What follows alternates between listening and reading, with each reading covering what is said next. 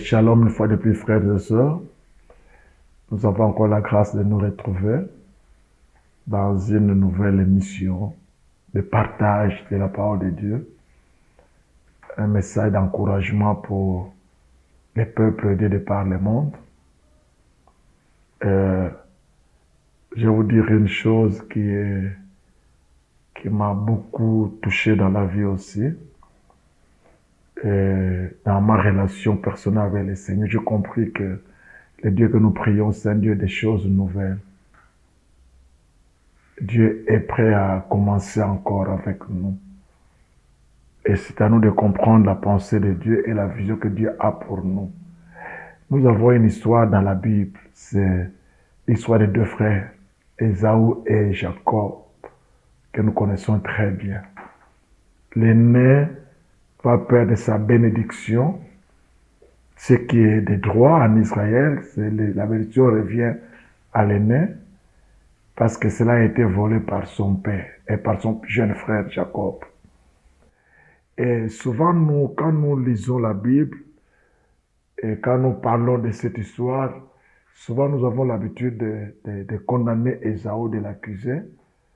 Mais Dieu m'a permis de comprendre un côté positif dans la vie d'Ésaü.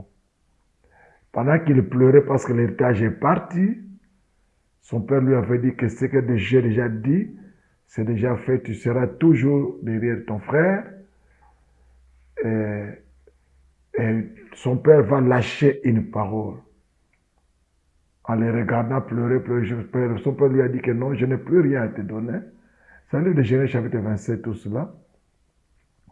Mais tu vivras de ton épée. L'épée. Notre exhortation, c'est tout sur l'épée. L'épée est symbole du travail, de la force, de l'énergie qu'on peut avoir. L'épée. Et si nous lisons très bien, nous verrons. Après avoir entendu cette parole, que tu vivras de ton épée, Ésaü avait arrêté de pleurer. Il a compris. Il a compris et il est parti travailler avec son épée. Et plus personne ne parlait d'Ésaü. On nous parlait de Jacob, de ses exploits. Là, il était parti chez son oncle là-bas, les femmes, la richesse, tout cela.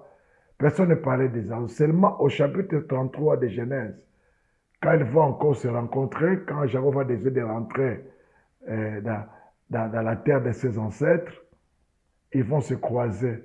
Jacob a tenté à les soudoyer, à les corrompre avec des biens. Ésaü dira, tout ça c'est quoi? Non, c'est pour demander la grâce à mon Seigneur. Ésaü lui a répondu que je suis béni abondamment. Abondamment. Bien-aimé, la vie n'est pas quelque chose de facile. Ce n'est pas par une prophétie que tu vas avoir la vie. Ce n'est pas par des rêves. Il faut prier, il faut jeûner, mais il faut travailler. L'épée, c'est le symbole du travail, du sacrifice, des prix à payer. Tu vivras de ton épée. Je vais te dire une chose. Si tu n'as pas reçu la bénédiction ou l'héritage sur ce qui est déjà programmé d'avance, si la bénédiction initiale n'était pas donnée, comprends qu'il y a aussi une bénédiction secondaire qui est l'épée. Beaucoup de gens, en perdant la bénédiction initiale, ont croisé les bras, ont jeté l'éponge. Non. Je t'encourage aujourd'hui de te relever. Tu as l'épée.